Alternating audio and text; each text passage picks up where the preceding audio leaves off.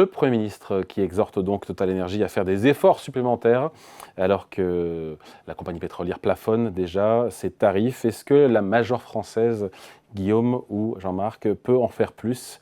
1,99 € le litre pour l'essence, 2,25 € pour le gazole, c'est pas assez généreux? Le sujet, c'est plutôt de savoir s'il est opportun qu'elle en fasse plus. Je pense qu'il n'y a pas de raison d'aider tous les gens qui ont acheté des 4x4 et qui s'en servent dans Paris et dans des lieux. Donc ça serait une usine à gaz de dire, vous, je vous le plafonne à 1,80 € ou à 2,10 € en fonction de la voiture que vous avez. Je pense qu'il est plus utile, en tout cas, que l'État fasse des efforts ciblés en matière sociale vis-à-vis des publics qui sont effectivement dans des difficultés du fait de la hausse des prix des carburants, que des mesures générales, quelles qu'elles soient d'ailleurs, qu'elles soient fiscales ou... Mais ce n'est pas de sujets différents, ce que peut faire l'État d'un côté et ce que peut faire Total Energy de l'autre. Alors il est important effectivement de surveiller les marges des distributeurs, les marges de ce type d'entreprise. Pour l'instant, je crois qu'elles sont assez faibles malgré tout en France dans le raffinage et dans les choses comme ça. Oui, mais réinvestir une partie de ces milliards d'euros de bénéfices... Il faut éviter évidemment que ces gens-là en profitent pour s'en mettre plein les poches. Donc il faut surveiller tout ça de très près. C'est qui ces gens-là? Enfin, Attention, ces gens-là. Les raffineurs, les distributeurs, les grands groupes qui contrôlent ce marché. Donc là, il faut que... Moi, je n'ai pas compris votre position avant qu'on donne la parole à Jean-Marc. Est-ce que vous demandez à ce que Total Energy plafonne, mais à un niveau plus bas, ces prix moi, je demande que l'État fasse des efforts ciblés sur des publics particuliers et ne cherche pas particulièrement à empêcher la hausse de l'essence en général. Voilà. Je pense que si cette crise peut servir à accélérer la transition énergétique, ce sera plutôt une bonne chose pour le pays et pour l'avenir du pays. Est-ce que déjà, Total Energy, parce que Sébastien Lecornu et le gouvernement peut contraindre, obliger Total Energy à baisser ses prix, est-ce que Total Energy, parce qu'il y a beaucoup de bénéfices en hausse de 50% au premier trimestre à 5,8 milliards de dollars, pourrait avoir des plafonnements plus généreux et plus bas du prix de l'essence? Alors pour une fois, on va commencer par un accord dans cette émission. C'est-à-dire, je suis assez d'accord avec le fait que le prix de l'essence n'est pas assez élevé. Je rappelle quand même que lorsque on a créé le SMIG, avec 1 heure de SMIG, on pouvait acheter 1,8 litre d'essence. Et depuis, la quantité d'essence que l'on peut acheter avec 1 heure de SMIG puis de SMIG n'a jamais cessé d'augmenter. Et là, elle est à l'heure actuelle, sur la base des prix actuels, encore plus élevée qu'elle n'était en 1970 avant le choc pétrolier ou en 2002, au moment où on est passé à l'euro. Vous aimeriez que ce soit encore plus élevé? Je pense qu'il faut que ce soit plus élevé parce que si on a, effectivement, c'est ce que disait Guillaume, si on a une logique de lutte contre le réchauffement climatique, tous ces gens qui n'arrêtent pas de... de lutte pour contre le réchauffement climatique. Contre le réchauffement climatique. De lutte contre le réchauffement climatique. Il faut, les économistes sont en général assez d'accord sur ce sujet, il faut augmenter, par l'intermédiaire d'une taxe carbone, il faut augmenter le prix des hydrocarbures. En ce moment, simultanément à ce qui se passe sur le prix de l'essence en France, il y a un sommet en Colombie d'un certain nombre de pays, une cinquantaine de pays, qui n'arrêtent pas de dire, écoutez, la situation devient dramatique dans certaines zones, il va falloir qu'on fasse des efforts. Et quels sont les endroits où, effectivement, sur les dernières années, la quantité de gaz carbonique et de méthane a été le plus émise? C'est dans les pays développés, les États-Unis, la Chine, mais aussi l'Europe. Et donc, je pense qu'il faut prendre le sujet très au sérieux. Or, qu'est-ce qui se passe? Il y a deux choses que je trouve intéressantes dans ce qui se passe en ce moment, c'est que la quantité d'essence consommée a baissé, oui. Ce qui prouve que le signal prix est efficace. Et la deuxième chose, elle a baissé, mais elle n'a pas baissé pour le week-end de Pâques. C'est-à-dire qu'on n'arrête pas de nous dire que le véritable enjeu, c'est de maintenir un prix de l'essence bas parce que ça permet aux gens d'aller travailler. Or, on s'aperçoit qu'elle baisse dans les périodes où ils travaillent. En revanche, elle s'est maintenue, voire elle a légèrement augmenté par rapport à l'année dernière pour le week-end de Pâques. Donc, je pense que ça peut être l'occasion de faire comprendre à la population qu'il y a un effort à faire sur les hydrocarbures, il y a un effort à faire sur le carbone, et cet effort passera forcément par des arbitrages qui doivent les porter vers davantage d'électrique et davantage de sobriété. Pour en revenir à Total, je pense qu'il y a 3 options. ou bien on augmente les impôts de Total au nom des super profits. Je rappelle quand même qu'à l'époque où on a parlé pour la première fois de super profits, enfin récemment, on en parle régulièrement, mais Bruno Le Maire, qui était ministre de l'économie, avait fait ce jeu de mots, il avait dit super profit, supercherie surtout, de la part de ceux qui parlent de super profit, c'est de la supercherie. Bon. Donc je pense que personne ne sait ce que c'est qu'un super profit. Est-ce que c'est l'État? Moi, je pense que Guillaume sait ce qu'est un Oui, super mais profit. est-ce que c'est l'État qui doit récupérer l'argent? Est-ce qu'il va mieux gérer que Total? Est-ce que dans la gabegie ambiante, si on redonne de l'argent à l'État, est-ce qu'on est sûr qu'il va être bien utilisé? Là, on va avoir un désaccord, je le sais. Le deuxième élément, on peut demander à Total de réinvestir. Et donc, est-ce qu'on a intérêt à ce qu'une entreprise pétrolière multiplie les investissements? On a plutôt intérêt à ce qu'effectivement, cette épargne, ces super profits, soient réinjectés dans l'économie par l'intermédiaire de quelqu'un d'autre qui soit ni l'État, ni l'entreprise. Et donc, le troisième élément, le troisième acteur qui peut recevoir de l'argent, c'est l'actionnaire. Donc je pense que la meilleure chose qui puisse arriver à l'économie, c'est que Total augmente son dividende. Ah, ça y est. Là, pour réveiller Guillaume, il n'y a pas mieux. Non, je pense que la question des super-profits et la question de la taxation des super-profits est un enjeu sérieux. Je sais que c'est un enjeu qui n'est pas simple sur le plan technique. Donc les dernières fois qu'on a essayé, les revenus qu'on en a tirés n'étaient pas forcément, correspondaient pas forcément à ce qu'on en espérait. Mais en tout cas, il faut trouver des solutions, effectivement, pour réussir à taxer les super-profits des énergéticiens, des pétroliers, etc. Après, la question de l'investissement dans la recherche pétrolière, dans la recherche gazière, etc. Si effectivement cette crise a comme résultat de rendre rentable l'exploitation de gisements qui ne l'étaient pas jusque-là, et incite effectivement à aller davantage dans ce sens-là, là l'effet qu'on était d'accord pour appeler de nos voeux tout à l'heure sera effectivement limité.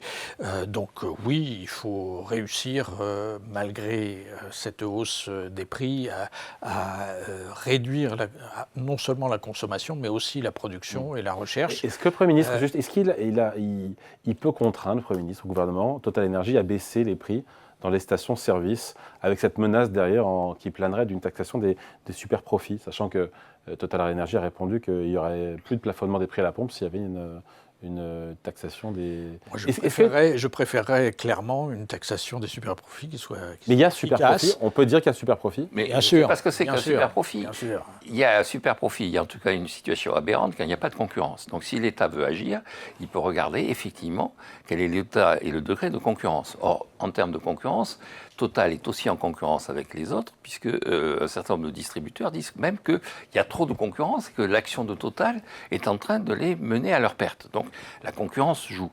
Ensuite, encore une fois, taxer des super profits, c'est un arbitrage entre ce que va faire l'État et ce que va faire, puisqu'à la fin des fins, normalement, c'est l'actionnaire dans mon schéma qui va recevoir l'argent. Est-ce que c'est mieux de confier de l'argent, vu la gabegie publique à laquelle nous assistons, à l'État, ou de le confier à des gens qui vont investir, y compris éventuellement dans des panneaux solaires et dans des entreprises qui assurent la lutte contre le réchauffement climatique? Je rappelle encore une fois que l'objectif de tout ça, c'est de profiter de la situation pour maintenir un prix de l'essence élevé. Je parlais tout à l'heure en 1970, avec 1 heure de SMIC, on achetait 3 litres d'essence. Si on fait la même chose à l'heure actuelle, ça porterait le litre d'essence à 4 euros.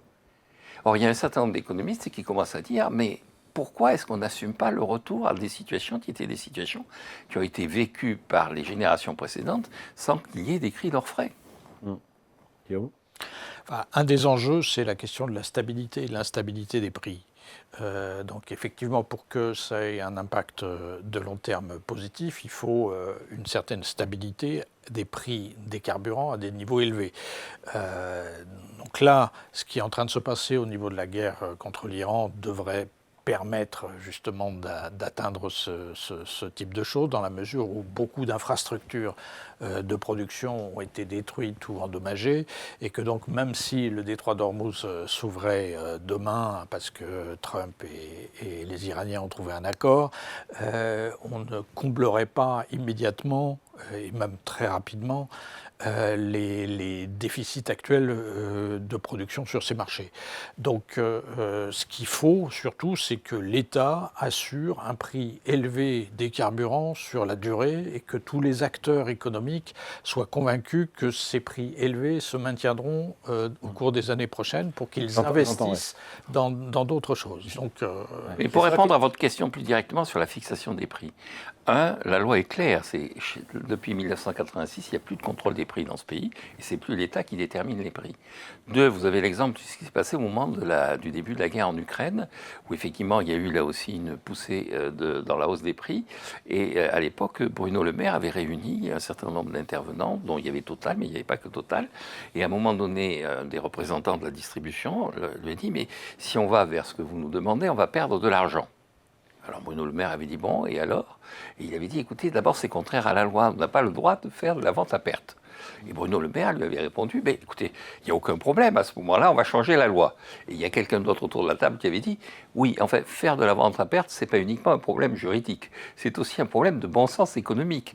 Le but de l'économie, ce n'est pas d'entretenir un réseau d'entreprises dont l'objectif est de faire des pertes. Le but de l'économie, c'est de faire de la production et de permettre aux entreprises de faire des bénéfices. » Le problème en France, c'est surtout que l'État a très peu de marge de manœuvre pour prendre des mesures sociales qui seraient absolument indispensables vis-à-vis du public ciblé, compte tenu effectivement de la politique totalement irresponsable qui a été menée sur le plan budgétaire depuis 10 ans maintenant, enfin quasiment 10 ans maintenant, avec les baisses d'impôts, les baisses de cotisations sociales qui ont été accordées aux entreprises. Le creusement des déficits et la hausse de la dette vient vraiment des exonérations de charges, des baisses d'impôts. Bien sûr. Parce qu'il y a quand même débat là-dessus. Les dépenses publiques ont baissé en rapport au PIB depuis 2017. Ce qui a baissé beaucoup plus fortement, c'est les prélèvements, et c'est ça qui a creusé les déficits. Et c'est ça oui ou non, Jean-Marc ? Non, écoutez, les dépenses publiques sont à 57% du PIB. On peut considérer qu'à 57% du PIB, on a quand même un niveau qui est à la limite du confiscatoire. Alors après, on peut analyser, les prélèvements obligatoires, c'est 44%. Alors, concrètement, et encore une fois, les dépenses publiques, c'est 1720 milliards d'euros. 1720 milliards d'euros. Alors quand on regarde effectivement ce qui a le plus augmenté, y compris sur ces dernières années, mais depuis une trentaine ou une quarantaine d'années, ce sont les dépenses de l'État-providence et de l'État social. Non, elles ont baissé depuis 2017. Non, oui, mais je regarde effectivement les 1720 milliards, les dépenses sociales ont continué à augmenter. Ce que dit Eurostat là-dessus. Oui. Que dit Eurostat là-dessus ? Qu'elles ont baissé de 0,3 points dans le PIB depuis 2017. Oui, mais enfin, en montant, elles ont continué à augmenter. Et pourquoi elles ont continué ? Ah ben oui, c'est ça qui est important. C'est ce que les gens regardent, c'est pas quel est le pourcentage du PIB, c'est ce qu'au quotidien, ils sont obligés de payer. Et quand on regarde pourquoi, effectivement, on est dans cette situation, notamment si on le rapporte au PIB, c'est parce que le pays ne produit pas assez par rapport à la réalité de l'état social que l'on maintient. C'est à cause de la politique qui a été menée, qui consistait à smicardiser la population française, à privilégier les emplois à bas salaire, les emplois précaires, etc., ce qui a contribué à la désindustrialisation, puisque c'est dans l'industrie qu'il y a les bons salaires, les emplois les moins précaires. On a privilégié les services, on a privilégié la précarité, et donc ça a donné effectivement des résultats très négatifs sur le plan industriel, c'est normal.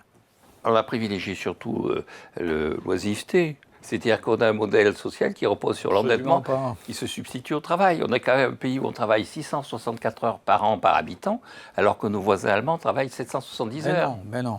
Ah ben si, ça c'est factuel. On ne travaille pas assez dans ce pays. Le véritable enjeu, les Allemands ont beaucoup plus de travail à temps partiel que nous. Oui, non, mais ça, la façon dont ils s'organisent, c'est différent. Le constat, c'est que le nombre... C'est pas différent. Ah non, c'est la même chose. Ah mais non, parce que le nombre d'heures manque, alors quelle que soit la façon dont on les répartit, le nombre d'heures manque en France, et donc si le nombre d'heures manque, eh bien effectivement la production manque. Moi, sur ma question, est-ce que, et on finit là-dessus, après on passe au deuxième débat, est-ce que le Premier ministre peut obliger Total Énergie à baisser ses prix ? La réponse est non. Et non, la loi est claire. Enfin, au niveau législatif, il n'en a pas le pouvoir. Il a des moyens de pression sur Total qui sont non négligeables, mais il n'est pas sûr que ce ne soit pas contre-productif s'il essaye de les mettre en œuvre. En tout cas, en ce qui la loi ça est claire. Ça ne me paraît pas prioritaire. Ouais. Après, sur la question de la taxation des super-profits, si super-profits il y a ou pas, ce qui est vrai, c'est que le cours du pétrole, Total Energy n'a pas la main dessus. Donc, il y a évidemment super profit dans la mesure où les coûts de production eux-mêmes n'évoluent pas en fonction du cours du pétrole. Quand les cours sont bas, on ne parle pas de super perte non plus. Il n'y a pas de super perte dans ce secteur-là pour l'instant. Quand les cours baissent en dessous de $60 le baril, il y a des endroits où ils perdent de l'argent. Parce que Total Energy nous dit que son taux d'imposition moyen mondial est de 43%. Soit en passant, plus élevé qu'en France. Oui. Mais ça, pour le coup, je l'ai découvert. Le taux d'imposition moyen de Total Energy en France, dans le monde, 43%. Parce que Total nous dit payer ses impôts là où il engrange des bénéfices, donc essentiellement dans les pays qui produisent du pétrole ou du gaz. C'est ça. Il y a on va le taxer 2 fois. On peut les taxer 2 fois. Il y a une réelle difficulté à localiser réellement les profits. Total fait des profits très importants en Suisse. Je ne crois pas que ce soit un pays producteur de pétrole très connu là-dessus. Je pense qu'il bénéficie aussi d'un certain nombre de paradis fiscaux qui se développent aux dépens en particulier de l'économie française et européenne. Non, mais Total paie des impôts, il paie suffisamment d'impôts. Ce qu'il y a de net d'ailleurs, c'est que quand on regarde la contribution de Total à l'activité économique en France, Total perd de l'argent en France et gagne de l'argent sur son activité à l'étranger. Oui, je rappelle que c'est facile, toutes les multinationales savent faire ça. Oui, et je rappelle que 8% du capital de Total est détenu par les employés de Total. C'est-à-dire que les grands bénéficiaires de l'activité de Total, c'est aussi le personnel de Total.